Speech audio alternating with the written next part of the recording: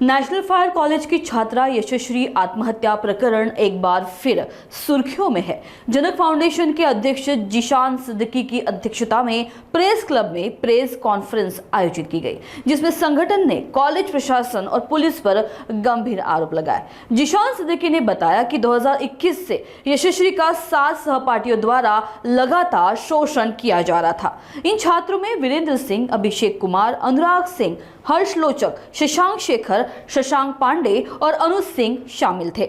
आरोप है कि ये छात्रा के साथ शारीरिक और मानसिक उत्पीड़न करते थे। कभी उसके शरीर पर हाथ डालते तो कभी अभद्र बातें करते। मार्च 2022 में इन सातों ने मिलकर यशश्री का गंभीर यौन शोषण किया। पीड़िता ने कॉलेज प्रशासन से शिकायत की, लेकिन कोई कार्रवाई नहीं हुई। उल्टा कॉलेज के तत्कालीन डायरेक्टर राजेश चौधरी ने परिवार को फटकार लगाई। नेशनल फायर कॉलेज में उसके साथ जिस तरह का अत्याचार किया गया, एक तरह से कुकर्म किया गया उसके साथ में, और जिसकी लड़ाई जो है उसके पश्चात में उसके माता पिता के साथ में आप भी उस जंग में अभी साथ दे रहे हैं और आपने प्रेस वार्ता का आयोजन करके उस बात का बहुत सारे खुलासे भी किए हैं।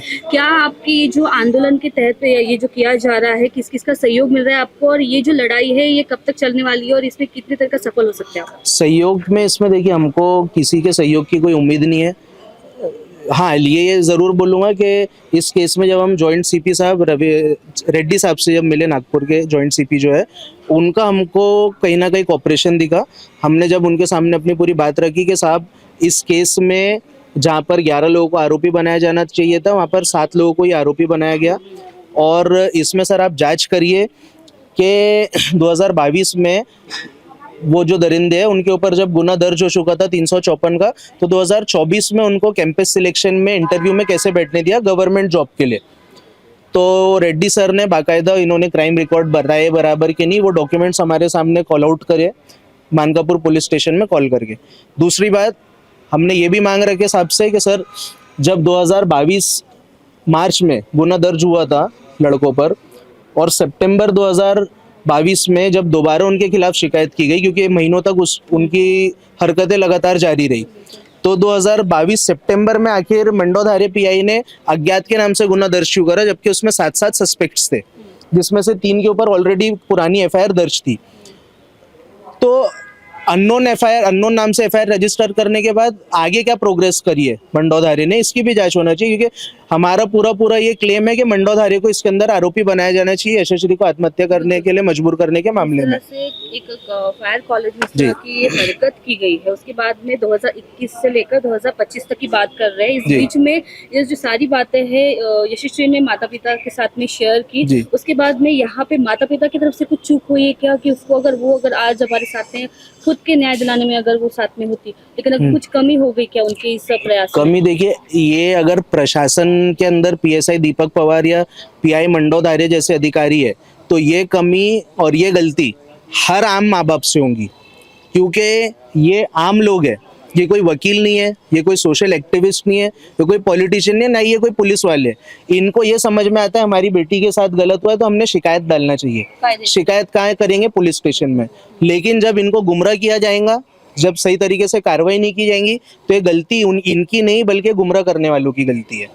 इसमें जो आरोपी जो है विजेंद्र सिंह, उसको जेल भेज दिया गया था, लेकिन बाकी की जो आरोपी है वो कहाँ से बिलोंग करते हैं? कोई राजस्थान, कोई यूपी, ये सब बाहर के लड़के हैं। लेकिन आप मुझे बताइए, पुलिस को जिसको ढूंढ के लाना रहता है, वो एक सुरंग में से भी ढूंढ के लेकर के आती है। ये जवाब दिया गया बाकायदा पीएसआई दीपक पवार द्वारा, जब भी इन्होंने उसको बोला है कि उनको अंदर करो, तो इनको बोलते यही जवाब दिया गया कि हमको रिजर्वेशन मिलेगा तो हम उनको लेकर के आएंगे। ये बहुत बेशर्मी का जवाब है। जिस तरह से फायर कॉलेज पर अगर ये इस तरह के अगर आरोप लग रहे हैं और लगाए जा रहे हैं, इस पे क्या इस तरह का रजिस्ट्रेशन बंद होना चाहिए? कि अगर इस तरह की घटना वहाँ पे घट रही है, क्या जरूरी नहीं कि नेशनल फायर कॉलेज में सिर्फ मेल ही वहाँ पे सीखने के लिए जाए, लड़कियां भी जा सकती है? इस तरह के अगर टारगेट अगर यशस्वी किया है, बाकी अन्य लड़कियों के भी हो सकता है, तो बिल्कुल हो सकता है। बंद कर, मेरे को तो ये शंका है कि इसकी जाँच होना चाहिए कि और भी कुछ लड़कियों के साथ वहाँ पर कुछ हुआ है क्या, क्योंकि ये केस तो इतना उठाने के बाद अब उठ रहा है। ये इसकी कड़ी जांच होना चाहिए, क्योंकि जब एक लड़की के साथ सेक्सुअल असॉल्ट वहाँ हुआ, तो डायरेक्टर ने जहाँ दरिंदों पर कार्रवाई करना था, तो उसने कार्रवाई ना करते हुए विक्टिम लड़की को, वो बेटी को ये समझाया, ये ज्ञान दिया कि तूने फायर का फील्ड चूज की है, तो ये मेल डोमिनेंट फील्ड है, छोटी मोटी चीजें चलती रहेंगी। तो आगे भी मतलब जो भी लड़कियां पढ़ेंगी वो तो मेल डोमिनेंट फील्ड है, फायर तो मेल डोमिनेंट ही फील्ड रहेगा आगे भी। तो वहां भी अगर आगे कोई लड़कियों के साथ होता है तो क्या उन्होंने बर्दाश्त ही करना चाहिए क्या ये चीज को? हालांकि सुप्रीम कोर्ट ने बोला था कि टच करने के मतलब ये नहीं कि उसका बलात्कार ही हो जाए, जी, सुप्रीम कोर्ट ने जी। तो ये किया था। तो क्या इसके ये, लेकिन ये अभी पारित हुआ, लेकिन 2021 में इस तरह की घटना हो गई थी। तो क्या मतलब खुलेआम तरह आरोपियों को जो एक तरह का ये प्रबल मिल गया है? ये सुप्रीम कोर्ट की वजह से तो नहीं मिला है। ये देखिए, यहाँ सिर्फ टच नहीं किया गया था, मैं बात निकली तो मैं खुल के आपको बोल रहा हूँ, यहाँ यशस्वी को सिर्फ टच नहीं किया गया था, काफी कुछ हरकतें उसके साथ की गई थी, टॉप उठा लिया गया था, प्राइवेट पार्ट तक के टच किया गया था। तो ये नॉर्मल टच तो था नहीं, और इसके अंदर में बहुत बड़ी कार्रवाई इनके ऊपर होना चाहिए था। लेकिन बहुत शर्म की बात है कि 354 की गुना दर्ज होने के बावजूद इनको कॉलेज ने 15 दिन के लिए तक सस्पेंड नहीं किया। इस मामले को दबाने के लिए पूरे तरीके से मिलीभगत है, किसकी मिलीभगत है? 100%। जो टाइम वो उस समय का जो डायरेक्टर था Rajesh Chaudhary national fire service college का, उसकी पूरे तरीके से मिली भगत है, उसका पूरा पूरा संरक्षण रहा है लड़कों को। हम ये नहीं बोल रहे कि राजेश चौधरी ने करवाया, लेकिन जब उन्होंने हरकत की तो राजेश चौधरी ने उन पर कोई कार्रवाई नहीं करा, तो वो भी इक्वली जिम्मेदार है। जब उसने पहले कार्रवाई नहीं करा, वहां भी एक बेनिफिट ऑफ डाउट रह सकता था, लेकिन जब वो लड़कों पर 354 की गुना दर्ज हो गई, वो एफआईआर होने के बावजूद उसने उनके ऊपर कोई कार्रवाई नहीं करना, ये मतलब साफ समझ में आता है कि वो लड़कों के फादर लोगों से या तो पैसे का लेन देन है उसका, या तो फिर उसके पर्सनल टर्म्स है, या तो लड़कों से बहुत ज्यादा उसका घरोब है। क्योंकि इसमें फिर माता पिता की क्या मांगे आखिर में? माता पिता की मांग यही है कि जो गुनाहगार है, इनकी बेटी की जान लेने के जो भी जवाबदार है, इनके ऊपर सख्त कार्रवाई होना चाहिए। जो पीआई है, जो वो टाइम पर अपना सही तरीके से जॉब करती अगर, तो इनकी बेटी नहीं मरती थी। जो राजेश चौधरी है, जो कॉलेज का डायरेक्टर बन के बैठा हुआ था, वो अगर सही तरीके से अपना ड्यूटी निभाता तो इनकी बेटी की जान नहीं जाती थी। जो एक प्लेसमेंट हेड है, जिसने क्राइम रिकॉर्ड रहने के बावजूद वो लड़कों को बैठने दिया गवर्नमेंट जॉब के प्लेसमेंट इंटरव्यू में, वो अगर अपनी ड्यूटी ईमानदारी से निभाता तो वो ट्रॉमा इनका बेटी का नहीं बढ़ता और उसकी जान नहीं जाती थी।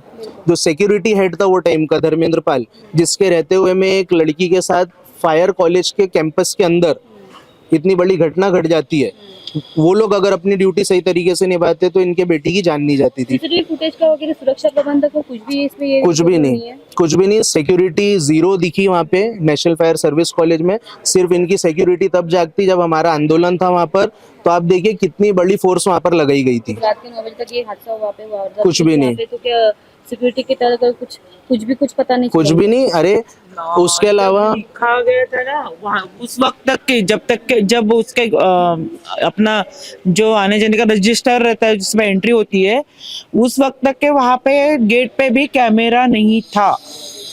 उसके बाद जाके फिर कैमरा लगा है वहाँ पे। बहुत विचार किया जाना चाहिए कि इतने बड़े कॉलेज में आखिर कैमरा क्यों नहीं लगाया गया। मतलब क्या ये ऐसा है कि इंटेंशनली नहीं लगाया गया? अभी देखिए हम प्रेस क्लब में खड़े हुए, वहां से गेट से अंदर आए तक के जहाँ पर कोई ज्यादा ऐसे रिस्क नहीं है, यहाँ पर 17-18 टोटल कैमरास लगे हुए हैं। इवन नॉर्मल किसी का ऑफिस रहता है वहाँ कैमरास रहते। तो आज ये जब ये टेक्नोलॉजी का जमाना है और सेंट्रल गवर्नमेंट के अंदर आने वाला कॉलेज है और इतना बड़ा कैंपस है जहाँ पर इन्होंने जवाबदारी ली है कई स्टूडेंट्स की। यहाँ पर तो रूल ये है कि अगर नागपुर का भी कोई स्टूडेंट है तो उसको रहना वहीं के हॉस्टल में। तो जब इतनी बड़ी जवाबदारी ये ले रहे हैं तो वहाँ पर सिक्योरिटी लैब्स ऐसा कैसा रहेगा वहाँ पर? हाँ, बिल्कुल होना चाहिए। वहाँ तो ये नहीं पता, एक लड़की के नाम के आगे प्रोस्टिट्यूट लिख दिया जा रहा है रजिस्टर में, सिक्योरिटी गार्ड के सामने जो रजिस्टर रहता है। कभी नो बूब्स जैसे गंदे शब्द लिखे, और भी गंदे शब्द जो मैं यहाँ नहीं बोल सकता। उसके माता पिता, उसका भाई मेरे साथ खड़ा है, मीडिया में हर लोग देखते हैं, आप समझ जाइए कई ऐसे और गंदे शब्द लिखे हुए। ऐसे शब्द अगर कोई लिख ले रहा है सिक्योरिटी गार्ड के रजिस्टर में, वो तक नहीं पता चल रहा है, बोलते कि किसने लिखा है। इसके अंदर में ये मामले में मंडोधारी पीआई ने अज्ञात के नाम से गुना दर्ज की। रैगिंग भी इसमें जरूर लगना चाहिए था, रैगिंग की भी उसमें इनके ऊपर गुना दर्ज होना था। प्लस ये एक हवस के मामले में किया हुआ मेरे को मामला लगता है। और ये जो ऐसे दरिंदे हैं जो 19 साल की उम्र में ऐसी घिनौनी हरकतें करने की हिम्मत रखते हैं, तो आगे चलकर अब ये जहाँ पर जॉब करेंगे तो हर जगह महिलाएं पुरुष मिलकर काम कर रहे हैं, तो ये दरिंदे जहाँ पर काम करेंगे वहाँ पर मेरे को नहीं लगता कि ऐसे दरिंदों के रहते हुए में कोई भी महिला सुरक्षित रह सकती है। इनकी जॉब्स भी जल्द से जल्द छीनी जाना चाहिए, उसके लिए भी अभी हम अपना प्रयास चालू कर दिए। धन्यवाद।